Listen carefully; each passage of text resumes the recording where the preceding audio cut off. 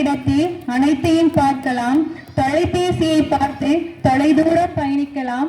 ஆகாய செல்லும் சந்திராயனும் நம் கையில் காண்கிறோம். இப்படி உலக செய்திகளை நமக்கு கொண்டு வந்து சேர்க்கும் உன்னத பணியை செய்பவர் கடவுளே, பேரழகானவர், அழகுக்கே அழகு சேர்க்கும் வர்ணனையாளர், தூர்தர்ஷன் சேனலின் செய்தியாளருமாகிய மதிப்பிற்குரிய ஐயா திரு KS சங்கர் MA B.Ed அவர்களை தலைமை உரை வழங்குமாறு அன்புடன் அழைக்கின்றோம்.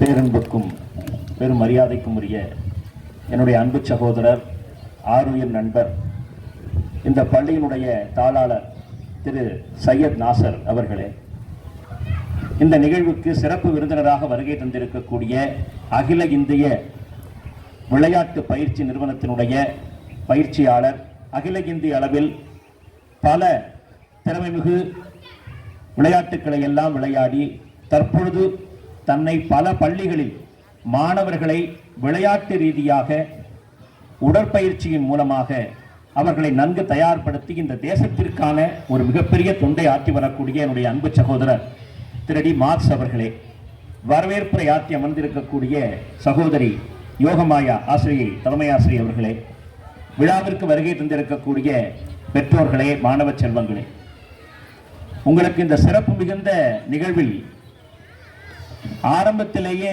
இந்த நிகழ்வை பற்றி சொல்ல வேண்டும் என்றால், குழந்தைகளுடைய பரிபூர்ணமான ஒரு ஆனந்தமான நிகழ்வு, வெல்கம் நடன நிகழ்வை சொல்லும் பொழுது ஏதுமறியாத அந்த குழந்தைகள் தங்களை உள்வாங்கிக் கொண்டு இந்த மேடையில் ஏறுவது என்பதே பெரிய விஷயம். எம்மை போன்றவர்கள் எல்லாம் பள்ளிக்கூட பருவத்திலே மேடை ஏறுவதற்கே பயந்த காலங்கள் உண்டு. 12ஆம் வகுப்பு வரை எந்த மேடையிலும் ஏறியதில்லை. கல்லூரி காலத்திலே ஒரு புதிய கதவு திறக்கப்பட்டது. நண்பர் நாசர் அவர்களுக்கு தெரியும், எங்களுடைய பேராசிரியர் பெருந்தகை திரு இருளப்பன் அவர்கள் தான் முதலிலே மேடை ஏறக்கூடிய வாய்ப்பையே தந்தார்கள். அதற்கு பிறகுதான் எங்களாலும் பேச முடியும் என்ற எண்ணத்தை அந்த பேராசிரியர் பெருமகனார் வகுத்து கொடுத்தார். அந்த அடிப்படையில் சொல்லும் பொழுது இந்த குழந்தைகளுக்கெல்லாம் அப்படி ஒரு அரிய வாய்ப்பினை ஆசிரியர் பெருமக்கள் இங்கே வழங்கி இருக்கிறார்கள். அதற்கு முதற்கண் ஆசிரியர்களுக்கெல்லாம் இங்கே நன்றியை நாம் சொல்ல வேண்டும். பொதுவாக இந்த காலகட்டத்திலே நாம் தெரிந்து கொள்ள வேண்டிய விஷயங்கள் என்பது உலகம் முழுவதும் பரவி கிடைக்கிறது.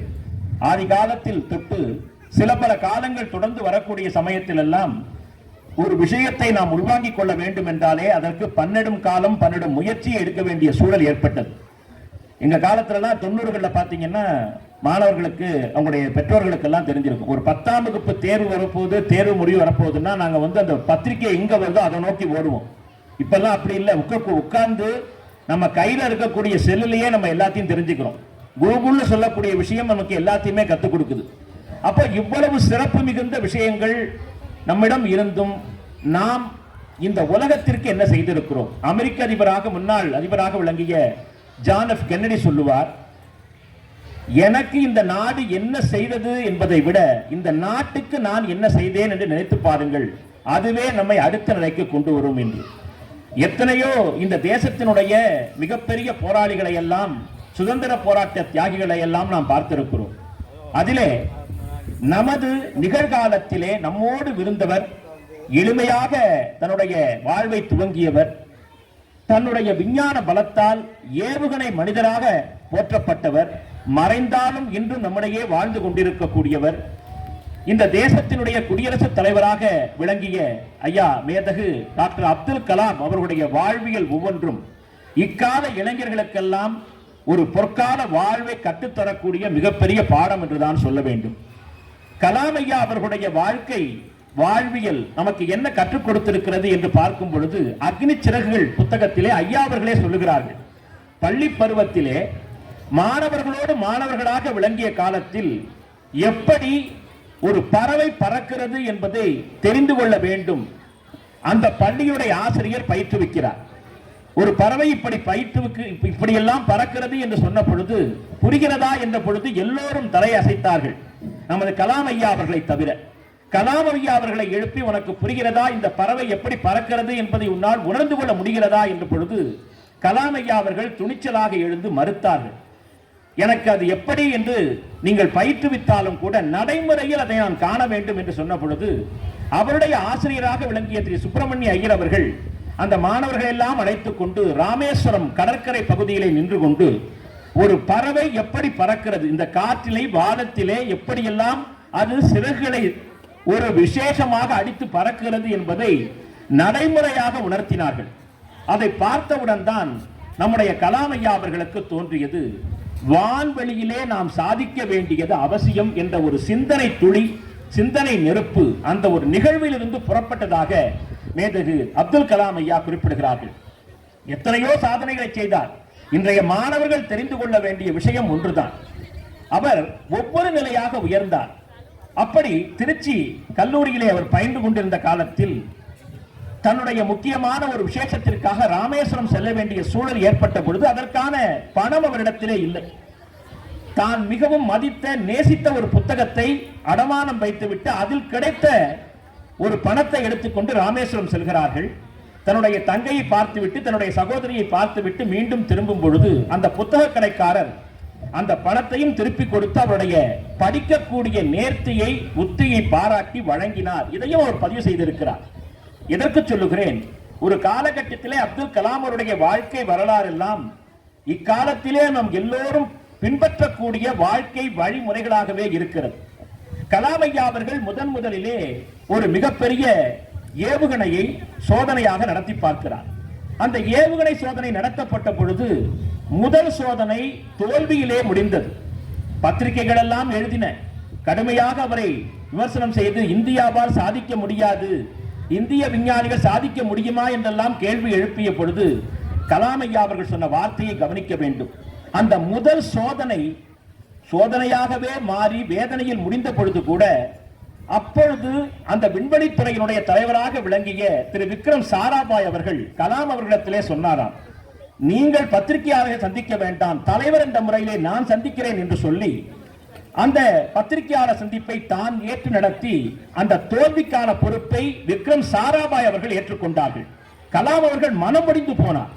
தன் வாழ்விலே இத்துணை காலம் கட்டப்பட்டது உழைத்ததெல்லாம் இதற்கா என்று மனம் முறிந்து போய் தன் வாழ்வையே விட்டுவிடலாமா என்று அவர் வடநாடு பக்கமாக சென்ற பொழுது அங்கிருந்த சிவானந்த குருகுலம் என்ற இடத்திலே சிவானந்தர் சுவாமி சிவானந்தா என்று சொல்லக்கூடிய ஒரு ஐயா அவர்கள் தன்னுடைய மகனாகவே அவரை வாரி அணைத்து, நீ சாதிக்க பிறந்தவன், இதுவெல்லாம் உனக்கு ஒரு பொருட்டே அல்ல என்று சொல்லி தன்னுடைய ஆசிரமத்திலே வைத்துக் கொண்டு அவரோடு நெருங்கிய நட்பு பாராட்டி அவருக்குள் இருந்த அந்த எழுச்சி நெருப்பினை மென்மேலும் வளர்த்தார்கள். இதை ஐயா அவர்கள் குறிப்பிட்டிருக்கிறார்கள். அதற்கு பிறகு மீண்டும் எழுந்தார்கள். மிகப்பெரிய சோதனையை தாண்டி வெற்றிதனை பெற்றார்கள். அந்த வெற்றியை பெற்ற பொழுது விக்ரம் சாராபாய் அவர்கள் சொன்னார், பத்திரிகையாளர்களை இப்பொழுது நீ சந்திக்க வேண்டும், நான் அமர்ந்து கொள்கிறேன். இதுதான் தலைவனுடைய அடையாளம். எதற்காக சொல்லுகிறேன், மாணவர்களாகிய நீங்கள் பெறக்கூடிய வெற்றி என்பது உங்களை பெற்றவர்களுக்கானது, உங்களை வளர்த்தவர்களுக்கானது, பாடம் போதித்த ஆசிரியர்களுக்கானது. இவர்கள்தான் உங்களுடைய வெற்றியை தீர்மானம் செய்கிறார்கள். எனவே மாணவ செல்வங்களாக நீங்கள் ஒவ்வொரு தருணத்திலும் நாம் வாழ்விலே கற்றுக்கொள்ள வேண்டிய விஷயம், பெற்றவர்களுக்கு, பெரியவர்களுக்கு, மூத்தவர்களுக்கு முதலில் மரியாதை செலுத்தி அதற்கு பிறகு நம்முடைய வாழ்க்கை பயணத்தை துவங்க வேண்டும் என்பதுதான். ஏனென்றால் மிகப்பெரிய தலைவராக விளங்கிய டாக்டர் அம்பேத்கர் அவர்கள் தன்னுடைய காலகட்டங்களில் எல்லாம் தன்னுடைய ஆசிரியரை முன்னிலைப்படுத்தி இருக்கிறார். முதலில் அவருடைய பெயரே பீமாராவ் என்பதுதான். அம்பேத்கர் என்பது அவருடைய ஆசிரியருடைய பெயர். அந்த ஆசிரியரால் வாழ்விலே முன்னேறினார் டாக்டர் அம்பேத்கர் அவர்கள். இப்படி ஒவ்வொரு தலைவர்களுமே வாழ்வில் ஆசிரியர்களால், பெற்றோர்களால் முன்னெடுக்கப்பட்டவர்கள். நம்முடைய பள்ளியுடைய பெயராக விளங்குகிறதே கஸ்தூரிபாய் காந்தி என்று. அந்த மாதரசியினுடைய நாயகராக இந்த தேசத்தின் தந்தையாக விளங்கிய மகாத்மா காந்தியடிகள் சதாசர்வ காலமும் தன்னுடைய தாய்க்கும் தந்தைக்கும் முதற்கண் மரியாதை செலுத்தியவர். நபிகள் பெருமானார் ஸல்லல்லாஹு அலைஹி வஸல்லம் அவர்கள் பெற்றவர்கள், குறிப்பாக பெற்ற தாயினுடைய காலடியில் தான் சொர்க்கம் இருக்கிறது என்று பேசினார் என்று நாம் உணர்கிறோம். எதற்காக சொல்ல வேண்டும் என்றால், குழந்தைகளான நீங்கள் பெற்ற தாய் தந்தையர்களை முதல் நிலைப்படுத்தி வணங்கி உங்கள் வாழ்வை துவங்க வேண்டும். என்னை பொறுத்தவரையில எந்த காலகட்டத்திலும் தாய் தந்தையரை வணங்காமல் வந்ததாக சரித்திரம் இல்லை. முக்கியமாக இந்த ஒரு நல்லதான ஒரு சூழ்நிலையிலே நாம் எப்படிப்பட்ட ஒரு சூழ்நிலையில் இருக்கிறோம் பாருங்கள். மேற்காசியாவில் எல்லாம் பயங்கரமான போர் மேகம் சூழ்ந்திருக்கக்கூடிய ஒரு சூழல். எந்த ஒரு நிலையிலும் இந்த பகுதி மக்களான நாம் இந்த தேசத்திற்கு நாம் என்ன செய்ய வேண்டும்? படிப்பை மையப்படுத்திதான் வள்ளுவ பேராசான் சொல்லுகிறார், நாம் படிக்கக்கூடிய கற்கக்கூடிய கல்வி 7 ஜென்மங்களுக்கும் தொடரும் என்று பேசுகிறார். அந்த கல்வி மட்டும் தான் நம்மை உயர்த்தக்கூடியது. எனவே மாணவர்களான நீங்கள் உங்களை வாழ்விலே மேம்படுத்திக் கொள்ள வேண்டும் என்றால் அன்றாட செய்திகளை எல்லாம் உங்கள் வாழ்விலே படித்து தெரிந்து கொள்ள வேண்டும். பொது அறிவு செய்திகள். ஏன்னா இந்த காலகட்டம்ங்கிறது போட்டி நிறைந்த உலகம். மாணவர்களாகிய உங்களுக்கு சொல்வதை விட இந்த பெற்றோர்களுக்கு நிச்சயமாக அதை சொல்லியே தீர வேண்டும். குழந்தைகளை கையில முதல்ல நீங்க அவங்களுக்கு செய்ய வேண்டிய ஒரு பெரிய ஒரு நல்ல காரியம் என்னன்னா, இந்த செல்போன் ஒன்று இருக்கு பாருங்க, அதை கையில கொடுக்காம வச்சிருக்கிறது தான். இப்ப இருக்கிற காலகட்டத்தில் அம்மா அப்பாவெல்லாம் என்ன பண்றாங்கன்னா, குழந்தை சாப்பிடலன்னா செல்போனை கொடுத்துடுறாங்க. வெளியில போனோம்னா செல்ல கொடுத்தா குழந்தை விளையாடிக்கிட்டு இருக்கும். எதுனாலும் செல் அப்படிங்கிறது ஒரு மாய உலகமா போச்சு. அதுல குழந்தைங்க என்ன பார்க்கறாங்க, என்ன செய்கிறார்கள்? சமீபத்தில் பார்த்தீங்கன்னா ஒரு 5-6 வருடங்களுக்கு முன்னால் அந்த செல்லுல ஒரு சில ஒரு எச்சரிக்கை மாதிரியான விஷயங்கள், ஒரு கமாண்ட் மாதிரியான விஷயங்கள் அந்த குழந்தைகள் தவறான பாதைக்கு செல்லக்கூடிய சூழலையும் பார்க்கிறோம். அமெரிக்காவில் அந்த கொடுமையெல்லாம் நடந்துச்சு. அதனால இந்த செல்லுங்கிற விஷயம் எதற்கு தேவையோ அதற்கு மட்டும் பயன்படுத்திக் கொள்ள வேண்டும். எல்லா பார்த்தீங்கன்னா எதற்கெடுத்தாலும் செல்போனை நோக்கியே இருக்கக்கூடிய அத்தனை மருத்துவர்கள் சொல்கிறார்கள், செல்போனை நீங்கள் தூரத்தில் வையுங்கள், கண்களை மிகப்பெரிய அளவுக்கு பாதிக்கும். ஏன்னா ஒரு குழந்தையை வளர்க்கக்கூடிய விஷயம் சாமானியப்பட்டதல்ல. உங்களுடைய தனிப்பட்ட விஷயங்களுக்காக குழந்தைகளிடத்தில் செல்போனை நீங்கள் கொடுத்தீர்கள் என்றால் அந்த குழந்தைகள் எப்படி வேண்டுமானாலும் மாறுவார்கள். ஏன்னா அது கத்தி மாறி 2 புறங்களும் கூர்மையான கத்தியை போன்றது. அதனால் தயவு செய்து பெற்றவர்களான இந்த குழந்தையை வளர்க்கக்கூடிய ஆற்றல் பெற்றவர்களான நீங்கள் இந்த குழந்தையை போட்டி நிறைந்த உலகத்திலே கொண்டு வந்து நிறுத்தி இருக்கிறோம். முற்காலத்தில் பார்த்தீங்கன்னா இந்த மாதிரி எல்லாம் பிரச்சனை கிடையாது. போட்டி தேர்வுகள், ஆசிரியர் பணியில இருக்கணும்னாலே அதுக்கே 2-3 போட்டி தேர்வை எழுத வேண்டியிருக்கு. அதனால இந்த காலத்தில் உள்ளவர்கள் குழந்தைகளை நிறைய பொது விஷயங்களை நோக்கி நீங்கள் தான் கொண்டு செல்ல வேண்டும். கூடிய சீக்கிரம் அந்த குழந்தைகளை நீங்க நினைக்கிற மாதிரி மாற்றியெல்லாம் கொண்டு வர முடியாது. விளையாட்டுத்தனமாகத்தான் அவர்கள் இருப்பார்கள். அருமை நண்பர் திரு டி மார்க்ஸ் அவர்கள் இங்கே குறிப்பிட்டிருந்தார்கள். கொஞ்ச நேரம் ஐயாவோட பேசிட்டு இருந்தப்ப சொன்னாங்க, அவங்களை பத்தி நிறைய விஷயம் இங்க பதிவு பண்ண வேண்டியிருக்கு. அவர்கள் சிறு வயது முதலே விளையாட்டிலே கவனம் செலுத்தினார்கள். எதற்கு சொல்லுகிறேன், நீங்கள் எல்லாம் உங்களுடைய குழந்தைகளை கண்டிப்பாக விளையாட்டுத் துறையிலே ஈடுபடுத்த வேண்டும். ஏனென்றால் என்னுடைய ஆசிரியர் சொல்லுவார், திரு கதிரேசனார், ராம கதிரேசனார் தமிழ் பேராசிரியர், அவர் சொல்லுவார், குழந்தைகள் பாடம் என்ற ஒரு விஷயத்திலிருந்து வெளிப்போந்து வர வேண்டும் என்றால் நிச்சயமாக அவர்களுக்கு வடிகாலாக விளங்குவது விளையாட்டுத்தான். விளையாட்டுன்னா இப்ப நம்ம மாணவர்களுக்கு கிரிக்கெட் மட்டும்தான் தெரியுது.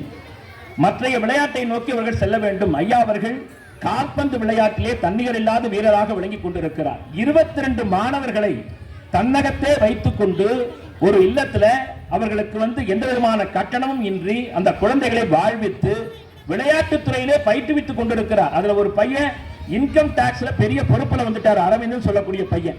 எதற்கு சொல்கிறேன் என்றால், நம்ம எல்லாம் கிராமப்புறத்தை சேர்ந்தவர்கள். கிராமப்புற குழந்தைகள் உடல் வலிமை மிக்கவர்களாக இருக்க வேண்டும். ஏன் உடல் வலிமை மிக்கவர்களாக? அப்பதான் மன வலிமை அதிகரிக்கும். இந்த காலத்துல கொஞ்ச நேரத்துக்கு முன்னாடி ஆண்டறிக்கையில சொன்னார்கள், ஆரோக்கிய உணவை மையப்படுத்தி அந்த உணவு தான் இங்கே கொண்டு வரணும், துரித உணவுகள் வேண்டாம்னு சொல்லி நல்ல திட்டங்களை எல்லாம் அவருடைய பள்ளி முன்னெடுக்கிறது. அதை நோக்கி செல்லுங்கள். இப்ப வரக்கூடிய துரித உணவுகள் எல்லாம் நம்முடைய உடம்பில் தேவையில்லாத கொழுப்பு சத்துக்களை கொண்டு வந்து விடுகிறது. உட்கார்ந்தா எந்திரிக்க முடியல, நின்னா உட்கார முடியலன்னு சொல்லக்கூடிய காலகட்டத்தில் தான் நம்ம இருக்கிறோம். துரித உணவு எல்லாம் மைதா மாவு, அதுல வரக்கூடிய விஷயங்கள் விஷங்களாகத்தான் இருக்கிறது. அது ஒரு காலத்துல தமிழருடைய உணவாக குதிரைவாலி இருந்துச்சு, கருப்பு கவுனி அரிசி இருந்துச்சு, சோளம் இருந்தது, மக்காச்சோளம், இப்படி எத்தனையோ தமிழர்களுடைய பாரம்பரிய உணவுகள் எல்லாம் இருந்தது. ஆனால் அந்த உணவுகள் தற்பொழுது எங்கே போய்விட்டது? தற்பொழுது ஒவ்வொருத்தரும் மாணவர்களை எதை நோக்கி கொண்டு போறாங்கன்னு கேட்டீங்கன்னா, நீங்க டாக்டர் ஆயிடுங்க, இன்ஜினியரா போங்க, மற்றைய பதவிகள் கணிப்பொறி துறையில பெரிய ஆளா வாருங்கள். ஆனால் உலகத்திலேயே முதன்மையான தொழில், இறைவனுக்கு நிகரான தொழில் விவசாய தொழில். அந்த விவசாய தொழிலை நோக்கி நாம் இந்த குழந்தைகளை ஈடுபடுத்தி இருக்கிறோமா? என்னுடைய அப்பா ஒரு விவசாயி என்று எத்தனை குழந்தை சொல்லுகிறது? விவசாயத்தினுடைய நீங்க நினைச்சு பாருங்க, நம்முடைய காலகட்டத்தில் எல்லாம் பெரியோர்கள் ஒரு சாதாரண கோவணம் அணிந்து கொண்டு அப்படியே வயல்ல கஷ்டப்பட்டு வேலை பார்ப்பாங்க. அவர்களுக்கெல்லாம் இன்னும் சொல்ல போனா காலில் ஏதாவது முள்ளு குத்தினாலும் கூட அவர்கள் அதுக்கு எந்த விதமான மருத்துவம் எடுத்துக்க மாட்டாங்க. அந்த சேத்தை போட்டு காலை வச்சுட்டு பணியை தொடர்ந்து செய்வார்கள். அவர்கள் அந்த காலத்தில் யாருக்கும் சர்க்கரை வியாதி கிடையாது, இதய நோய் கிடையாது, எந்த நோயும் கிடையாது. காரணம், இயற்கை உணவு அவர்கள் வாழ்வாதாரத்திலேயே இருந்தது. உரமில்லாத உணவுகளை வாங்கினார்கள், இயற்கையாக உண்டார்கள். அந்த காலத்துலலாம் யாரும் கையில டைம் பார்த்து மணி சொல்ல மாட்டாங்க, சூரியனை வச்சு மணியை சொன்னாங்க. இந்த காலத்துல அப்படி இல்லையே. விவசாயம் என்பதே ஒரு கேள்விக்குறியா போய்விட்டது. ஒரு விவசாயியா இருக்கான அவங்களை விழுந்து வணங்கினாலும் தப்பு கிடையாது. ஆனால் இந்த விவசாய பெருங்குடி மக்களுக்கான விவசாய முறைகளை நாம் எந்த அளவுக்கு அறிந்து வைத்திருக்கிறோம், அதை பற்றி எல்லாம் குழந்தைகளுக்கு சொல்லிக் கொடுங்கள். அப்ப விவசாயத்தை ஒருத்தன் பெரியாளா வரணும்னா எந்த துறையில் நீ பிரகாசிக்க வேண்டும் என்றாலும் கண்டிப்பாக ஒரு மாணவனுக்கு மாணவிக்கு உடற்பயிற்சி என்பது மிக மிக முக்கியத்துவம். எனவே தான் நம்முடைய சி மார்க்ஸ் அவர்கள் இங்கே குறிப்பிட்டிருக்கிறார்கள், தயவு செய்து எல்லோருமே உடற்பயிற்சியில் தனி கவனம் செலுத்த வேண்டும். பல பள்ளிக்கூடத்தில் பார்த்தீங்கன்னா உடற்பயிற்சி இருக்கக்கூடிய நேரத்தில் கூட வகுப்பு நடத்த ஆரம்பிச்சிடுறாங்க. அப்ப விளையாட்டுன்னா என்னன்னு தெரியல. இன்னும் மாணவர்களை பெற்றிருக்கக்கூடிய இந்த பெற்றோர்கள் உங்களை பார்த்து தான் சொல்லணும், நீங்கள் குழந்தைகளுக்கு எத்தகைய அரிய வாய்ப்புகளை தர வேண்டும்.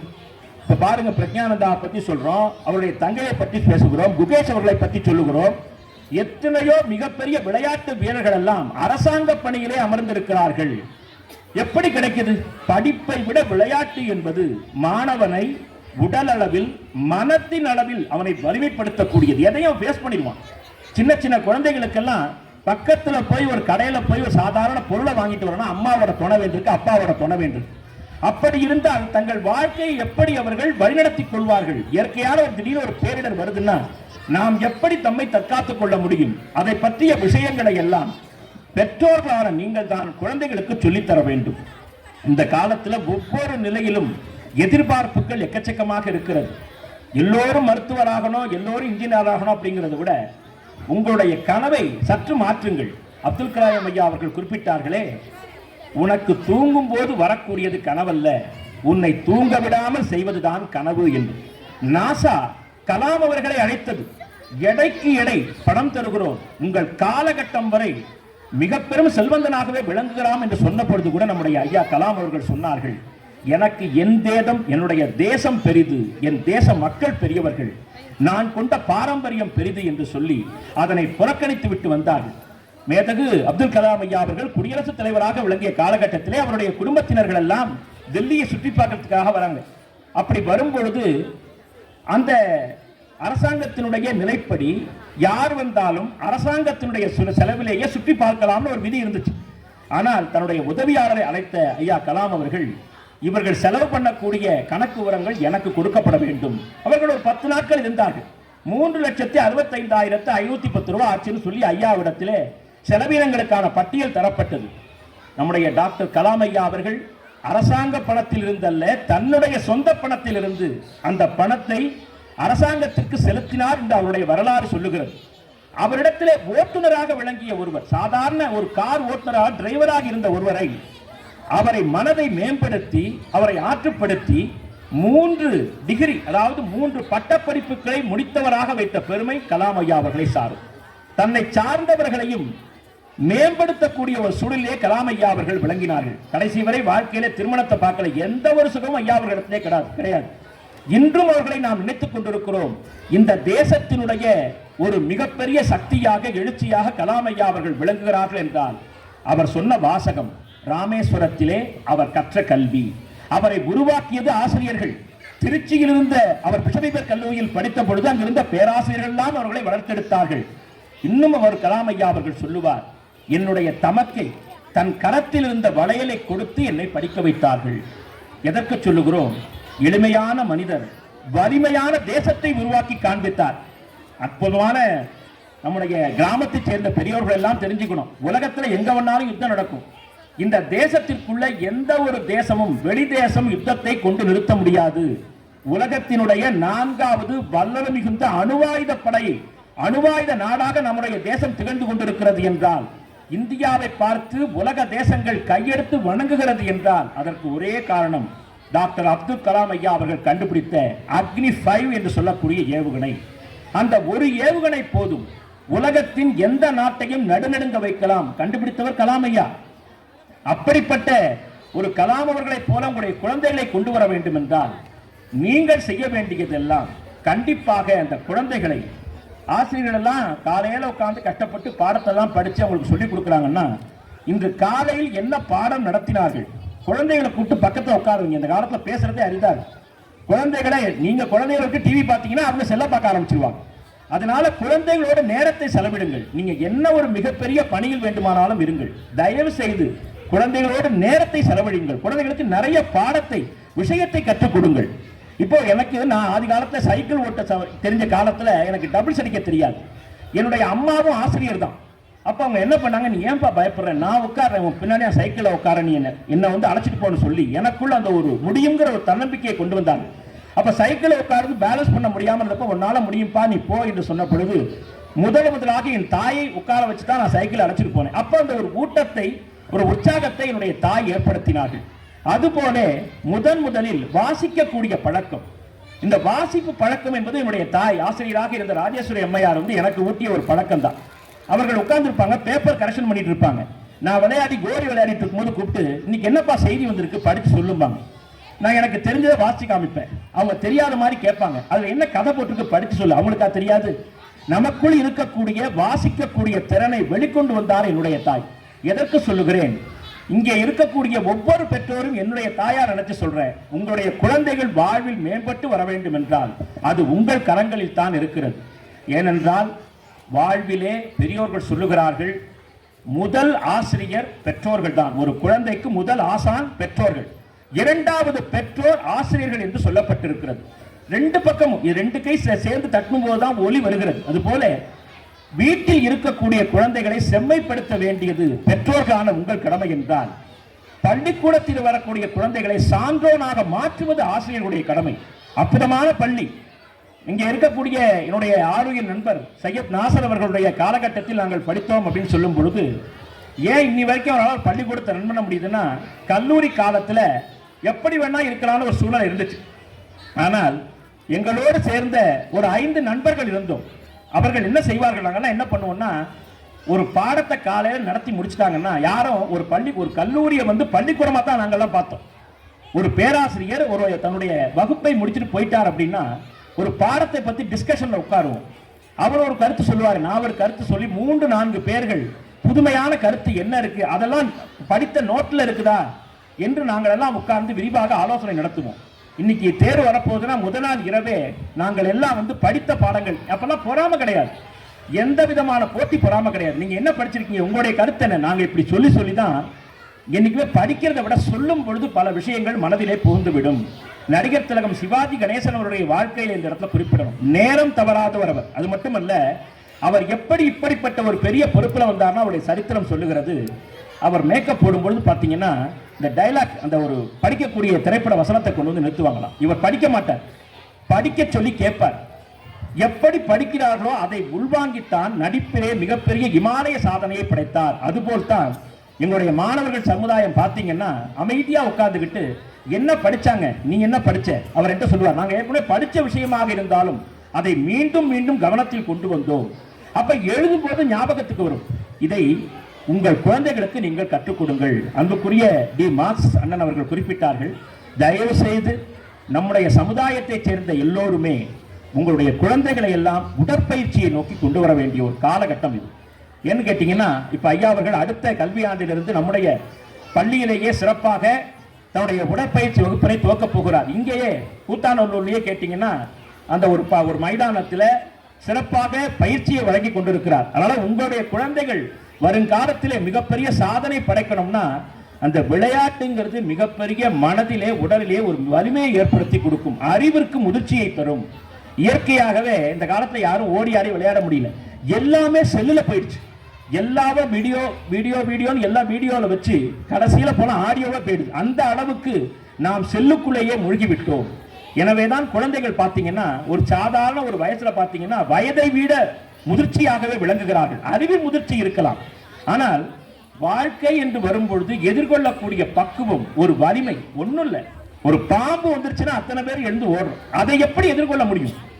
ஒரு விவேகானந்தர் அவர்கள் அமெரிக்காவிற்கு செல்கிறார். ஒரு கடுமையான மாடு விரட்டி கொண்டு வரும்பொழுது அத்தனை மக்களும் ஓடிவிட்டார்கள். சுவாமி விவேகானந்தர் மட்டும் அந்த மாட்டினை கூர்ந்து பார்த்தார். அருகே வந்த அந்த மாடு அமைதியாக திரும்பி சென்றது. அருகில் இருந்தவர்கள் கேட்டார்கள், விவேகானந்தர் அவர்களே, நீங்கள் ஏன் அந்த பசுமாட்டை கண்டு பயப்படவில்லை? பயப்பட வேண்டிய அவசியமே இல்லை, நான் என்ன தவறு செய்தேன்? கண்ணுக்கு கண் நோக்குங்கள். இந்த காலத்துல தான் கவனிக்க வேண்டிய விஷயம். முக்கியமாக இந்த விஷயத்தையும் இங்க பதிவு பண்ணணும். பெண் குழந்தை வளர்ப்பு என்பது இந்த காலத்துல ரொம்ப பெரிய விஷயமா இருக்கு. பெண் குழந்தைய நம்பி ஒருத்தர் வீட்டுல விட்டுட்டு போக முடியல. உங்களுக்கு எல்லாம் புரிஞ்சிருக்கும். அதனால தயவு செய்து குட் டச்னா என்ன, பேட் டச்னா என்னன்னு எல்லா பெண் குழந்தைகளுக்கும் தயவு செய்து சொல்லிக் கொடுங்க. ஒரு குழந்தைக்கும் தெரியல. எல்லாமே பால்மனம் மாறாத குழந்தைகள். நமக்கு நெருங்கியவர்களாக இருப்பாங்க, நம்மளுக்கு மிக மிக சொந்தமா இருப்பாங்க, பக்கத்து வீட்டுக்காரர்களா இருப்பாங்க. அவர்கள் கூட தவறாக நடக்கலாம். அப்படிப்பட்ட காலம். ஏன்னா அந்த அளவுக்கு இந்த சமூகம் செல்லால் கெட்டு போய் இருக்கிறது. அதனால குழந்தைகளுக்கெல்லாம் ஆரம்பத்திலேயே சொல்லிக் கொடுங்க. பெண் குழந்தைகளுக்கு நல்ல ஒரு ஆரோக்கியத்தை, வீரத்தை ஊட்டி கொண்டு வாருங்கள். நாம் இப்பெல்லாம் பேசுறோம், வீரமங்கை வேலுநாச்சியாரை பத்தி எல்லாம் பேசுறோம். அந்த அம்மாவை பத்தி 2-3 வரலாற்று மாணவர்களா இருக்கிறதுனால செய்திங்க பதிவு பண்ணணும். ஒரு முறை வீரன் மிகப்பெரிய வேலுநாச்சியார் அவர்கள் அமர்ந்து கொண்டிருக்கிறார்கள். ஆங்கிலேய கம்பெனியை சேர்ந்தவர்கள் எல்லாம் மருது சகோதரர்கள் தளபதிகளாக விளங்கி அந்த அவைக்கு வருகிறார்கள். வீர வடுகநாதர் ஐயா அவர்கள் அமர்ந்திருக்கிறார். அப்பொழுது ஆங்கிலேயத்திலேயே அந்த ஆங்கில துரை கேட்கிறார். அப்போ என்ன சொல்கிறார்கள் என்பதை அவர்களால் புரிந்து கொள்ள முடியவில்லை.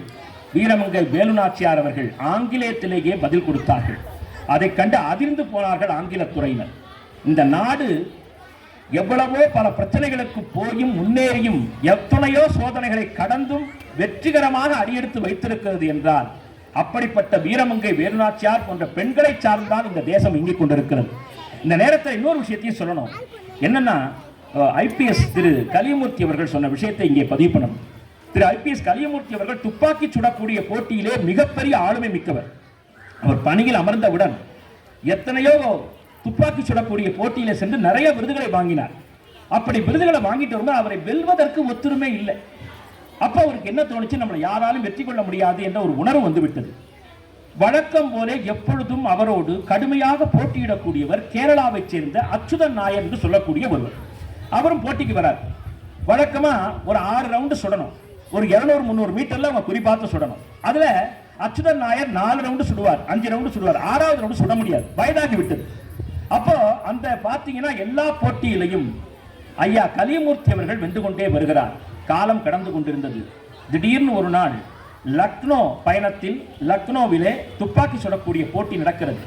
வழக்கம் போல அப்போது இருந்த ஐபிஎஸ் சைலேந்திர பாபு அவர்களும் மற்றவர்கள் எல்லாம் கலியமூர்த்திக்கு வாழ்த்து சொல்லி நீங்க தான் ஜெயிக்க போறீங்க, தங்கப்பதக்கம் உங்களுக்கு தான், ஏன்னா எல்லா இந்த வருஷம் ஃபுல்லா தங்கப்பதக்கம் நீங்க தான் ஜெயிச்சீங்கன்னு சொன்ன பொழுது அவர் இருமா போர் சென்று கையில அந்த ரைஃபிள் எடுக்கிறார். அப்போ அதே கேரளாவை சேர்ந்த ஒரு பெண் ஐபிஎஸ் அதிகாரி வருகிறார். அந்த அம்மா பேர் அர்ச்சனா ஐபிஎஸ் சொல்லக்கூடிய ஒரு ஐபிஎஸ் அதிகாரி வராங்க. துப்பாக்கி சுடக்கூடிய போட்டி 300 மீட்டர் தொடர்ல வழக்கம் போல அதிகாரி சுட்டு தள்ளுகிறார். இந்த அம்மையாரும் சுடுகிறார்கள். 2 பேருடைய சுடுதக்கூடிய அந்த ஒரு காலத்தை குறுக்கிடும் பொழுது கணக்கீடு செய்து பார்க்கும் பொழுது அர்ச்சனா ஐபிஎஸ் அவர்கள் சுட்ட வேகம் மிக அதிகமாக இல்லை, குறைந்த அளவிலே இலக்குகளை கடுமையாக தாக்கி இருக்கிறார். அந்த வேகம் ஐபிஎஸ் திரு கலியமூர்த்தி அவருடைய வேகத்தை கம்மிப்படுத்தி இருக்கிறது. அதை ஒப்பீடுல பார்த்துட்டாங்க. இப்ப அந்த அவருக்கே பயம் வந்துருச்சு. ஒரு பெண் ஜெயிச்சிட முடியுமா? முடியாது, பார்த்துடலாம்னு சொல்லிட்டு அடுத்த ரவுண்டு வைக்கிறார்கள். அதிலும் ஐபிஎஸ் கலியமூர்த்தி அவர்களை விட அர்ச்சனா ஐபிஎஸ் அவர்கள் சுட்ட பாங்கு, அந்த வேகம் கடுமையாக இருந்தது. இப்ப மனசுல அவருக்கு பயம் வந்துருச்சு. யார் ஜெயிக்க போறாங்க? 3வது ரவுண்டும் வைக்கப்படுகிறது. அதில் ஐயா கலியமூர்த்தியை விட அர்ச்சனா ஐபிஎஸ் அவர்கள் சுட்ட சுடலில் அந்த ஒரு வேகத்தில் இலக்கிய தூள் தூளாக போனது. தங்கப்பதக்கம் அந்த அம்மையாருக்கு வந்தது. அப்போ கேட்டார், அம்மா நீ யாருமா, நீ எப்படி இவ்வளவு தூரம் ஜெயிச்சுட்டு வந்த? என்ன இது வரைக்கும் யாரும் ஜெயிச்சதில்லை, உன்னை முதல் முறையா வாழ்த்துக்கிறேன் என்று சொன்ன பொழுது அந்த அர்ச்சனா ஐபிஎஸ் அவர்கள் சொன்னார், இதற்கு என் தந்தை தான் காரணம். யாரை நீங்கள் தோற்கடித்தீர்களோ அந்த அச்சுதன் மேனன் தான் அவருடைய தந்தை என்று சொல்லி காண்பித்த பொழுது அவருடைய தந்தையார் புறப்பட்டு வருகிறார். எதற்காக இங்கே சொல்லுகிறேன் என்றால், வாழ்விலே தோல்வி இருக்கலாம், அந்த தோல்விதான் வெற்றிக்கான படிக்கட்டை உருவாக்குகிறது. அதனால இந்த காலத்துல பெண்கள் எல்லாம் முன்னேறி வரணும் என்றால் தன்னம்பிக்கையும் துணிவும் வேண்டும். ஆதி காலம் மாதிரி கிடையாது. படிக்கக்கூடிய காலங்கள் இல்லாமல் நீங்க வீட்டிலேயே சமைச்சுக்கிட்டு இருங்க, உட்காருங்கன்னு சொல்றதுக்கு இல்லை. விண்வெளி வரைக்கும் போய் இந்த காலத்துல பெண்கள் சாதிக்கக்கூடிய காலம் வந்துவிட்டது. அதனால இந்த தேசத்தை இப்பொழுது குடியரசுத் தலைவராக ஆளக்கூடியவரே ஒரு பெண்மணி தான். அதனால உங்களுடைய பெண் குழந்தைகளுக்கு நிறைய விஷயங்களை போதித்துக் கொள்ளுங்கள். நமக்கு மார்க்கம் முக்கியம். எல்லா விதத்திலும் எல்லாவற்றையும் விட நாம் பேசக்கூடிய மொழி மிகவும் முக்கியம். இந்த தமிழ் மொழி என்பது தகத்தகாய மொழி. இந்த மொழிக்காகத்தான் இத்தனை பெரிய போராட்டத்தை எல்லாம் நம்முடைய தேசம் சந்தித்தது. அதனால நம்முடைய மொழி அறிவு எந்த அளவுக்கு என்பதை நீங்கள் எல்லாம் உங்களுடைய மாணாக்கர்களுக்கு, குழந்தைகளுக்கு எல்லாம் சொல்லித்தரணும். அப்போ திருக்குறளை பற்றியெல்லாம் ஔவையாரை பற்றியெல்லாம் படிக்கும் பொழுது நம்முடைய மொழியில் இல்லாத எந்த விஷயமும் உலக மொழிகள்ல கிடையாது. உலகத்திற்கான தாய்மொழியே தமிழ் மொழி தான். அதனால தமிழ், நீங்க மற்ற விஷயங்கள்லாம் படிக்கலாம், தமிழ் மொழியை படிக்கிறது அவ்வளவு எளிமையானது இல்லை. இலக்கணம் இருக்கு பாருங்க, தமிழ் இலக்கணம் படித்தவர்கள்ட்ட கேளுங்க, அவர்களை விட கஷ்டப்பட்டவர்கள் யாருமே இருக்க மாட்டார்கள். எந்த மொழி வேண்டுமானாலும் படிக்கலாம், ஆனால் தமிழ் இருக்கக்கூடிய இனிமையோ அதில் இருக்கக்கூடிய மேன்மையோ எந்த மொழிகளிலும் கிடையாது. அதனால தமிழ் மொழியின் மீது உங்களுடைய கனவு நனவா இருக்கணும். ஆங்கிலம் கற்றுக்கொள்ளுங்கள், ஜெர்மன் கற்றுக்கொள்ளுங்கள், எந்த மொழியாக வேண்டுமானாலும் கற்றுக்கொள்ளுங்கள். ஆனால் நாம் எந்த மொழியில் பேசினாலும் படித்தாலும் நாம் புரிந்து கொள்ளக்கூடியது தமிழ் தான். எனவே தமிழர்களாக நாம் விளங்க வேண்டும் என்றால் நம்முடைய மொழியாய்ந்த அறிவு எப்படி இருக்க வேண்டும், தமிழருடைய பேரின்பத்தை எல்லாம் மகிமையெல்லாம் சொல்லக்கூடியவர்களாக விளங்க வேண்டும் என்றால் இந்த தமிழ் மொழியினுடைய தாக்கம் நம்மிடையே நிறைந்து இருக்க வேண்டும். அதையெல்லாம் நீங்க மாணவ குழந்தைகள்கிட்ட கற்றுக் கொடுக்கணும். உங்களுடைய காலம் போய்விட்டது, ஒவ்வொரு காலமா கடந்து வந்துகிட்டு இருக்கோம். இனி வரக்கூடிய காலம் இந்த குழந்தைகளுடைய காலம் தான். அதனால ஒவ்வொரு குழந்தையும் ஆர்வத்தோடு இருக்குது. அந்த குழந்தைகள் எல்லாம் அந்த வெல்கம் டான்ஸ் பண்ணும் பொழுதும் சரி, அந்த பரதநாட்டியம் ஆடி அந்த குழந்தையும் சரி, அந்த மனதுல அந்த ஒவ்வொரு விஷயத்தையும் மனசுல வச்சுக்கிட்டு ஆடுறாங்க. அப்ப ஆசிரியர்கள் அந்த அளவுக்கு அது குழந்தைகளை பயிற்றுவித்திருக்கிறார்கள். ஆசிரியருடைய பயிற்றுவிப்பு என்பதுதான் குழந்தையினுடைய செயலாக இங்கே வந்திருக்கிறது. மகாபாரதத்தில் சொல்லுவாங்க, துரோணாச்சாரியார் பாண்டவர்களையும் இந்த பக்கம் துரியோதனர்களையும் கூப்பிட்டு அந்த குருவினுடைய கண்ணை பார்த்து அடின்னா உனக்கு என்னப்பா தெரியுதுன்னு யாரை கேட்டாலும் குருவி தெரியுது, வால் தெரியுது, மரம் தெரியுது என்ற பொழுது அர்ஜுனன் மட்டும் அந்த குருவியினுடைய கண் தான் தெரிகிறது என்று சொன்னான், அவன் வென்றான். இன்னொரு அருமையான நுட்பத்தை என்னுடைய பேராசிரியர் திரு சி திருநாவுக்கரசு, எங்களுடைய வரலாற்றுத்துறையின் பேராசிரியராக விளங்கியவர் அடிக்கடி சொல்லக்கூடிய வார்த்தை. ஒரு முறை அர்ஜுனனும் துரோணனும் சாப்பிட்டுக் கொண்டிருக்கிறார்கள். அப்பொழுது சாப்பிடும்போது அந்த காலத்துல மின் விளக்கெல்லாம் கிடையாது, தீப்பந்தம் தான். காத்துல தீப்பந்தம் அணைஞ்சு போச்சு. அப்பொழுது துரோணாச்சாரியார் அவர்கள் சொல்கிறார், அர்ஜுனா நீ போயிட்டு ஒரு தீப்பந்தம் ஏற்றிட்டு வாங்க. தீப்பந்தம் ஏந்தி கொண்டு வரும்போது துரோணாச்சாரியார் சாப்பிட்டுட்டு இருக்கார். குருவே நீங்க எப்படி சாப்பிடுறீங்க? ஆமாப்பா தட்டுல இருக்கு சாப்பாடு, எடுத்து சாப்பிட்டு கொண்டு இருக்கிறேன். அர்ஜுனனுக்கு ஒரு பொறி வந்துச்சு. என்ன செய்தார்? கை எடுக்கிறது உணவை வாயிலே கொண்டு நம்மை உணவு சாப்பிட வைக்கிறதுன்னு சொன்னால் இந்த கரம் எதை சாதிக்க முடியாது என்று சொல்லிவிட்டு இருட்டிலேயே அவன் என்ன பண்ணான், ஒரு இலக்கை தீர்மானித்து அம்புகளை விட்டுக்கொண்டே இருந்தான். அம்பு விடக்கூடிய சத்தம் கேட்டு துரோணாச்சாரியார் பார்த்த பொழுது அந்த இலக்கு முழுமையாக சாய்க்கப்பட்டிருந்தது. அவன் எய்த 5 அம்புகளும் இலக்கை முழுமையாக நிர்மூலம் செய்திருந்தன. துரோணாச்சாரியார் எப்படி சாத்தியம்னு கேட்ட பொழுது, நீங்க சொன்னீங்கல்ல கையில சாப்பாடு இருக்குது, இரவா இருந்தா என்ன, விளக்கு இல்லாம இருந்தா என்ன, அந்த வாய் இருக்கக்கூடிய பகுதி கைக்கு தெரியுது. அந்த உணவு இறங்கும் பொழுது என் கரத்தில் இருக்கக்கூடிய வில் இலக்குகளை தாக்குவதில் என் மூளையால் குறிவைத்தேன் என்று சொன்னானாம் அர்ஜுன். இப்படிப்பட்ட மாணவர்களால் தான் சாதிக்க முடியும். அதனால இந்த குழந்தைகளை நீங்கள் வீட்டிலே நிறைய நல்ல விஷயங்களை கற்றுக் கொடுங்க. மகாத்மா காந்தி அவர்களுக்கு அவருடைய தாயார் நிறைய கதைகளை சொல்லிக் கொடுத்தார். மராட்டிய மாமன்னன் சிவாஜிக்கு ஜீஜாபாய் அவங்களுடைய அம்மா நிறைய நல்ல விஷயங்களை கற்றுக் கொடுத்தாங்க. அதனால் தான் அவர்கள் மிக பெரும் தலைவர்களாக அரசர்களாக உயர்ந்தார்கள். இப்படியெல்லாம் இருக்கக்கூடிய காலகட்டத்தில் இன்னும் எந்தெந்த காலகட்டத்தில் இந்த குழந்தைகள் மேம்பட்டு வரணுமோ, முக்கியமாக உங்களுடைய எண்ணத்தை குழந்தையின் மீது திணிக்காதீர்கள். குழந்தைக்கு என்று இறைவனே வகுத்து கொடுத்திருக்கிறான். சில குழந்தைகள் பார்த்தீங்கன்னா படிப்புல ஆர்வம் காட்டாது, விளையாடிட்டே இருக்கும். அப்ப அந்த குழந்தை எந்த விளையாட்டுக்கு போகுதோ அந்த விளையாட்டை நோக்கி அந்த குழந்தைகளை நீங்கள் கொண்டு செல்லுங்கள். சில குழந்தைங்க நல்லா டிராயிங் பண்ணிக்கிட்டே இருக்கும், ஓவியம் வரைஞ்சிக்கிட்டே இருப்பாங்க. படிப்பை விட ஓவியத்தில் ஈடுபாடு அதிகமாக இருக்கிறது என்றால் அதை நோக்கி அந்த குழந்தைகளை முன்னெடுத்து செல்லுங்கள். சில குழந்தைகளுக்கு நல்ல எழுதக்கூடிய திறமை இருக்கும், பாடக்கூடிய திறமை இருக்கும், நடனமாடக்கூடிய திறமை இருக்கும், கணிப்பொறியில் வல்லவர்களாக இருப்பார்கள். இந்த காலத்துல அப்பா அம்மாவுக்கெல்லாம் கணிப்பொறி வச்சுட்டு என்ன பண்ணணும்னு தெரியல. அந்த குழந்தை உட்கார்ந்து ஒரே நிமிஷம் மீம்ஸ் போட்டுறான், ரீல்ஸ் எல்லாம் போட்டுறான். அந்த தொழில்நுட்பம் நமக்கு தெரியல. எதற்கு சொல்கிறேன், நம்மை விட இந்த காலத்தில் இருக்கக்கூடிய குழந்தைகள் தொழில்நுட்பத்தில் முன்னேறியவர்களாக இருக்கிறார்கள். அதனால தயவு செய்து நீங்கள் எல்லோரும் அந்த குழந்தைகளை பயிற்றுவித்தால் எப்படி ஒரு கல்லை நம்ம உருவாக்கி மிகப்பெரிய ஒரு வடிவத்திற்கு கொண்டு வர முடியுமோ அதுபோல்தான் இந்த குழந்தைகளுக்கு நல்ல விஷயங்களை பெற்றோர்களாக நீங்கள் எப்படி சொல்லிக் கொடுக்கிறீர்களோ அதுதான் அவர்களுடைய அடிநாதமாக விளங்கும், இந்த தேசத்தின் அஸ்திவாரமாக மாறும் என்பதை இங்கே பதிவு செய்து கொள்ள விரும்புகிறேன்.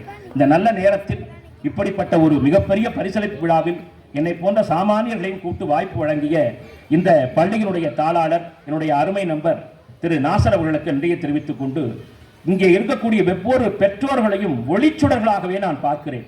இந்த குழந்தைகள் எல்லாம் ஏதும் அறியாத குழந்தைகள். அவங்க இப்பெல்லாம் பார்த்தீங்கன்னா விளையாடிட்டு தான் இருப்பாங்க, என்ன நடக்குதுன்னு தெரியாது. அதனால அந்த குழந்தைகளை நீங்கள் உங்களால் முடிந்த அளவு கொண்டு வாருங்கள். அதற்கு பிறகு ஆசிரிய பெருமக்கள் இருக்கிறார்கள், அவர்கள் அந்த குழந்தையை வானளாக உயர்த்துவார்கள் என்று சொல்லி அறிவு சமூகமாக மிகப்பெரிய நல்ல சமூகமாக இந்த தேசத்தை உருவெடுப்போம். அதற்கு எல்லாம் அல்ல இறைவன் நமக்கு வழிகாட்டும் என்று சொல்லி வாய்ப்பு வழங்கிய அனைவருக்கும் நன்றி தெரிவித்து விடைபெறுகிறேன். வணக்கம். தலைமை உரை வழங்கிய ஐயா அவர்களுக்கு நன்றி.